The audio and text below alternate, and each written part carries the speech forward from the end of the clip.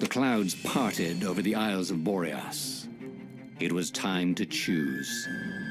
The rebellion was in trouble. Ravens were scouting for the secret rebel base. They needed a game-changer. Pieces of the Sky Ripper had surfaced. Or so a scholar in the mountains had told him. Surely the weapon that banished the lost gods could defeat the Emperor. Also, a temple had risen out of empty desert, as tempting as it was to explore ancient mysteries. There was a war going on, and also, his old friend Lupino needed rescuing. Of course, Reynardo had a pretty strong suspicion that Lupino had betrayed the rebellion. But could Reynardo really leave an old friend to the Ravens? Ah, Lupino. Apparently, the Mad Rabbit had sold a Pegasus that he did not exactly own. Lupino always wiggled out of trouble, given time. But he was out of time. Lupino's frantic message said that the Ravens were going to kill him for being a rebel spy. And that he had a clever plan. If the fleet reached him first, they'd string him up for that. Never mind the winged horse. Or so Lupino had told him over the far speaker anyway.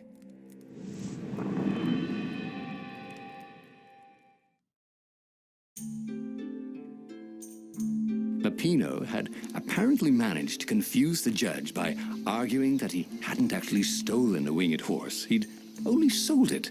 But wait, where was the prison? The village was empty. Had everybody fled the Ravens? Oh, it's a bicycle!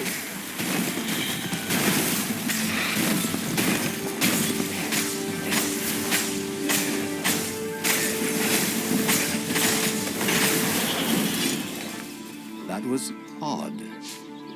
Reynardo had been here, at this exact place, at this exact time. But this time, there were so many more ravens.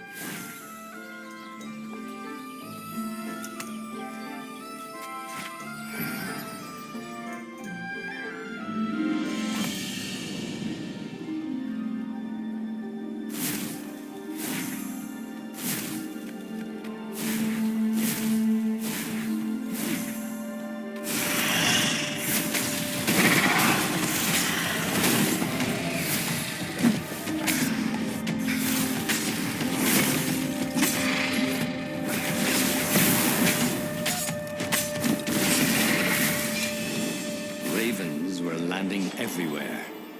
The advance guard. He'd better get moving. If they got to Lupino first, they'd eat him for breakfast. Snack. Ravens weren't picky. If they got hungry, they sometimes forgot to interrogate their prisoners. Even top spies of Lupino. Well, unless he really was a traitor, obviously. Then they'd probably pin a medal on his chest. Dirty and bloody, Reynardo finally reached Lupino. The rabbit was practicing his shuffle. Reynardo recognized the cards. It was Lupino's favorite deck. Oh, I thought you were in danger. I am. The Ravens are coming. Oh, the prison thing. Right, yeah, we see this guard owed me 53 ducats, so we made a deal. They're very reasonable people, actually, for weasels. Now, I got a brilliant plan to kidnap Zenobia. We capture Zenobia, we find out what she knows, and that's the whole war right there. Easy peasy, lemon squeezy. Capture the Emperor's greatest general, who happened to also be a deadly sorcerer, and, oh, his only daughter? That would be worth it. And it would be nice to see her. He'd always had a soft spot for her. And he felt sure she had one for him. On the other hand, he could still get to the core of the Sky Ripper, even if he couldn't get the whole thing. It must have great power. Zenobia wasn't just the Emperor's daughter, of course. She'd been Reynardo's best friend in Sword Fu school. And you're still mad for her, the rabbit reminded him. The rabbit had a point. And Reynardo had a feeling she'd want to see him again. Who knows what could happen between the two of them this time around? She knows all his plans, chuckled the master spy. She won't give them up easily. She'll tell the interrogators, all right, said Lupino, taking her would change the game, all right.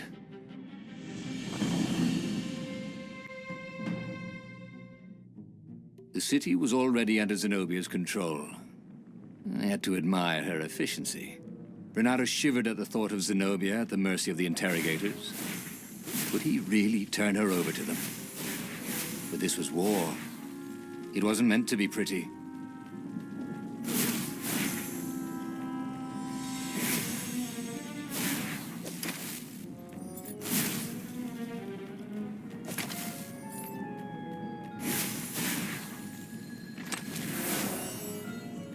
It was time to make a new sword.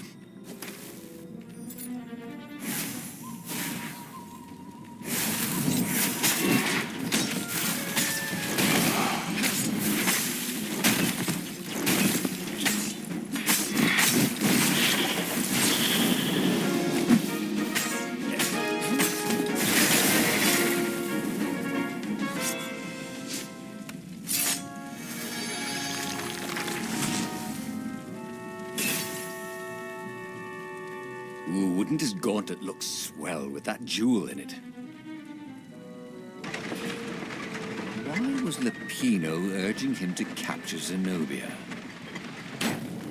Obviously it was a trap. But you never knew how Lupino thought. Sometimes his plans were so convoluted they did the exact opposite to what Lupino wanted. Yeah, there must be some way to play this, Reynardo thought.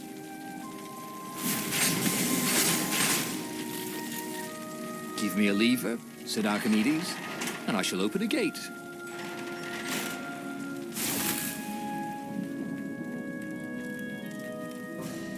So, what's this plan of yours? Use me as bait, said Lupino. And he outlined a slightly complicated plan that involved geese, a net, setting the Farfarer a little bit on fire, Lupino dressing as an old blind toad, and Reynardo hiding inside a monstrous watermelon. What could possibly go wrong? Thought Reynardo. Oh, go ahead. I'm sure you know better, said Lupino.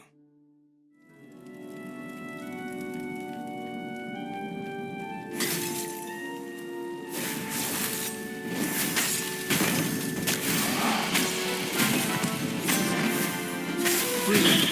Lovely. Hold that pose.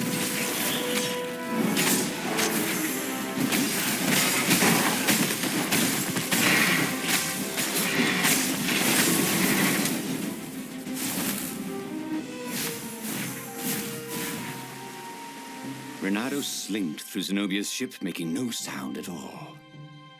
Where were her guards? Finally, he reached her bedroom. She was curled up on her bed. Oh, he'd forgotten how beautiful she was. How sleek. How soft. He tapped her on the shoulder with his sword. She became smoke. And he noticed he had a blade to his throat. Stay a while. Heard a familiar voice. Did you really think you could capture me? Zenobia said as her ship lifted off. Now I just wanted some privacy, Reynardo said. Reynardo knew she still had feelings for him. Maybe he could just cut to the chase. But was timing right for that? Did you ever wonder why the Emperor adopted you?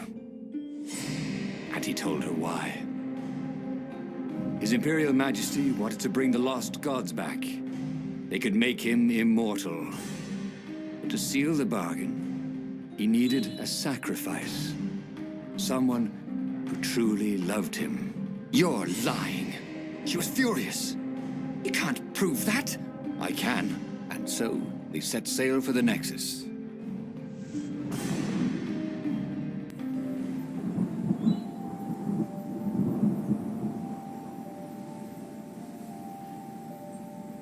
The scientists at the observatory have resurrected one of his victims. Well, he's not exactly alive, but it can talk, and it can't lie. You took a big risk. You know, I could just cast a spell to make you tell me where the rebel base is. And you wouldn't consider that cheating? She frowned. Fine. Let's go get your witness. The rebellion had started after atrocities that the Empire hushed up. Reynardo had rescued a priest whose order had been massacred for one book. He had slept in a burnt village. Dead kittens and puppies had come to tell him what the Emperor had done to them.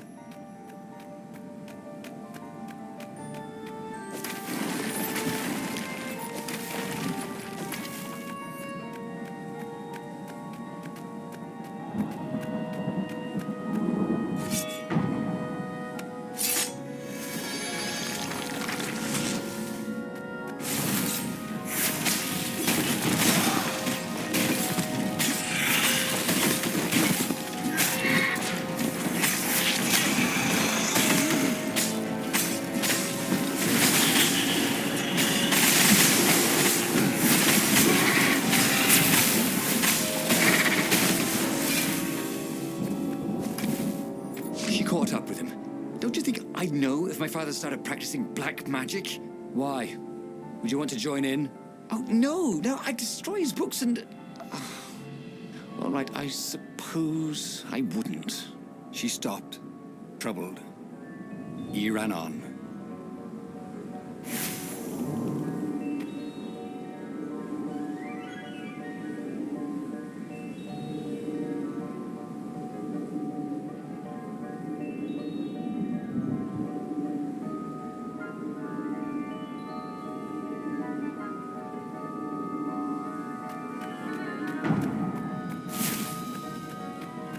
Reynardo had been searching for a way to save the rebellion.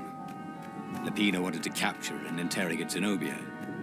But if he could show her proof of her father's madness, maybe she would join the rebellion.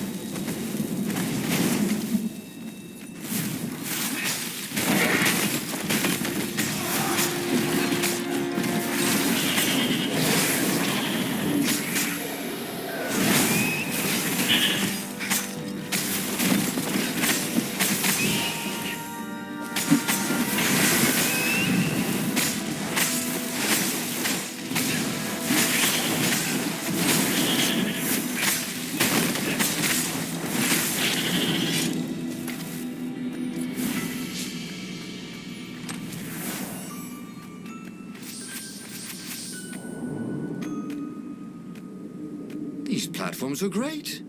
Reynardo wanted one for his house.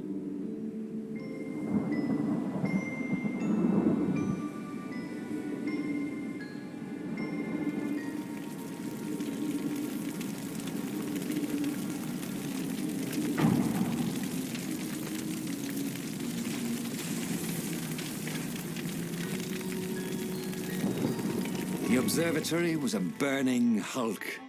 Dead scientists and black feathers everywhere. The ravens had taken care to burn the reanimated witness to cinders. Zenobia stared around, shocked. The scientists had been neutral. They had no part in the rebellion. "Take me to your council," she said, shaken. "I have things to tell them." It was what Reynardo had gambled on. The Zenobia would turn against her father once she knew his madness. But the rebel base was secret. Could he really risk taking the Emperor's daughter there, even if she did love him?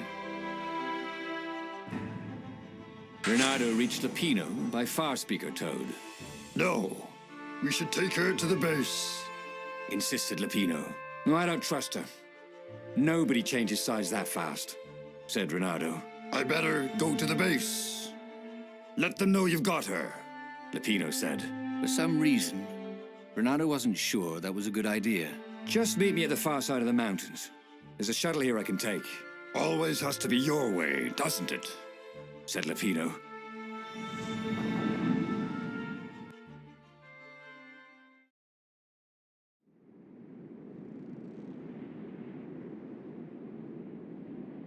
Zenobia was still shaking as they got out. "I didn't know," she said. The Ravens kept it secret. At first they sacrificed prisoners, then villages near the frontier, and then an orphanage. Kittens and puppies. Sometimes he'd come back to the palace and it was like there were glowing things behind his eyes. But I was so busy. I'll clear a path for us, Reynardo told Zenobia, so the Ravens don't see you.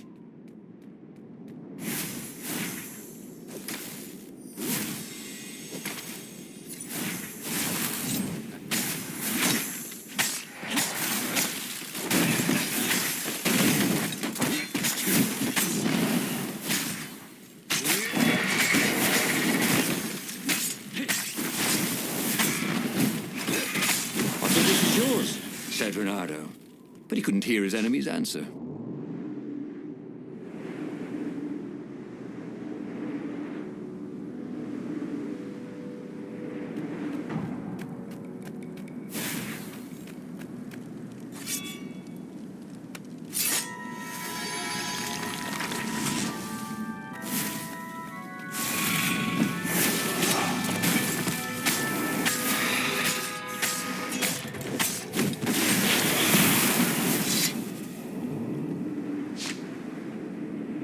This really didn't have much in the way of safety features, did it?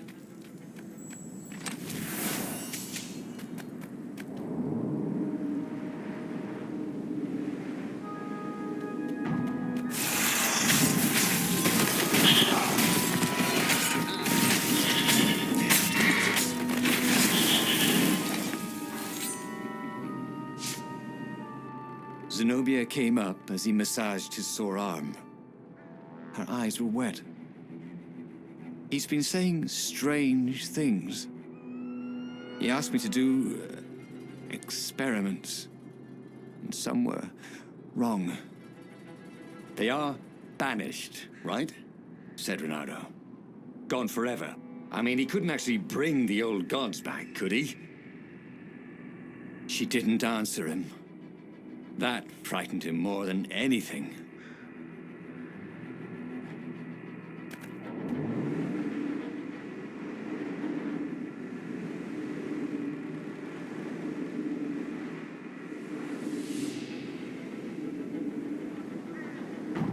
Come on. One fox, no waiting.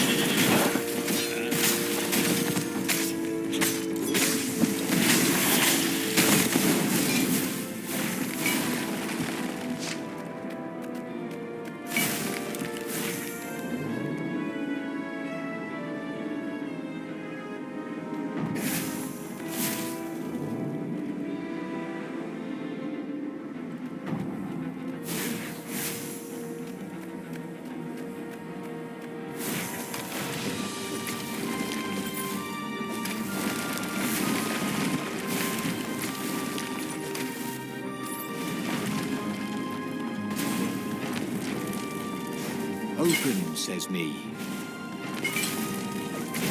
Reynardo wondered if he should have taken Zenobia to the rebel base for real. Maybe she wasn't playing him after all. After the bleak talk about the Emperor's dark secret, he was regretting his suspicion.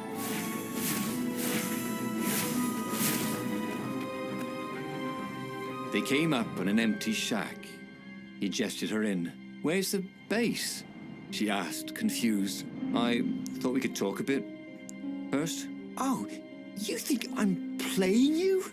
She was furious. I'm betraying my father who picked me out of an alley, and you think I'm playing you? She lashed out. Her claws sliced fire into his face. Energy boiled in her other paw.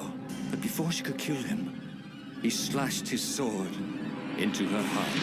She staggered. I could have loved you. You son of a bitch. And then she died. Reynardo stood there for hours, unable to move. Finally, a ship landed near him. Lapino had brought the Farfarer. On board the Farfarer, Lapino couldn't stop grinning. I can't believe you actually killed her. Why didn't I trust her? Reynardo said. All he could feel was emptiness. You killed the Emperor's daughter. You might want to run for it, if you care whether you live or die, that is. Since Reynardo didn't, he grabbed the wheel, and he sailed for the Imperial fleet.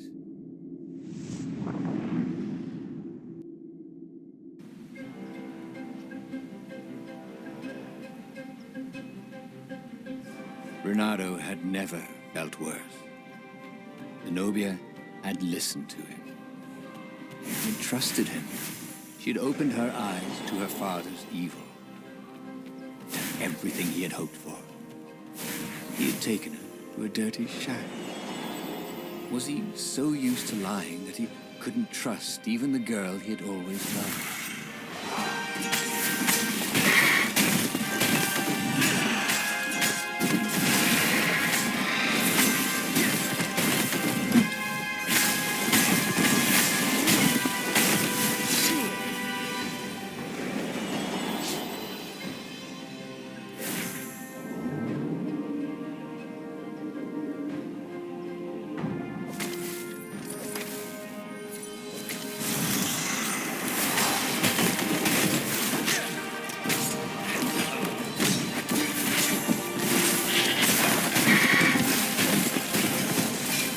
Reynardo was remembering all his old tricks, and some new ones. Now, he really ought to ask for a raise.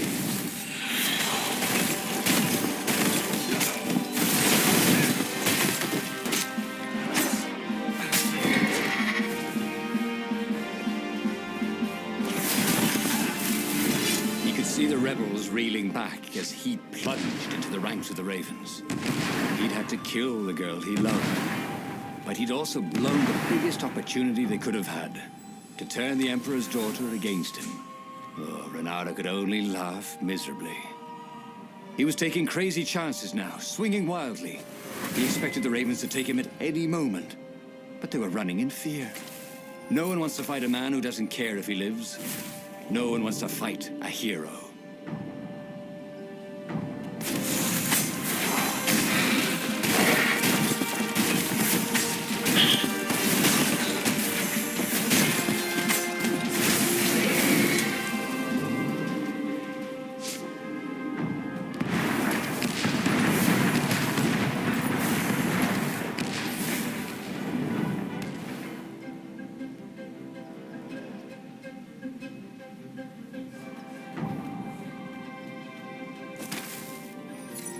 Soon he'd confront the Emperor. Again. This time, he'd make an end of it. He'd screwed up last time, but he had a good feeling about this time.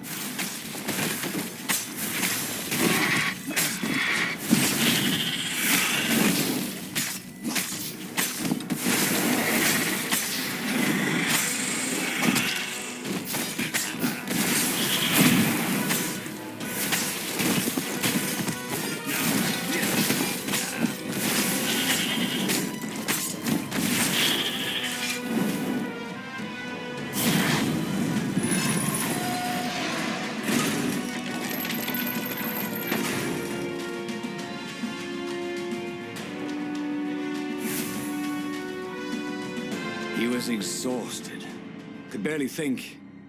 He wanted to stop thinking. The rebels were already finished, and he was the last.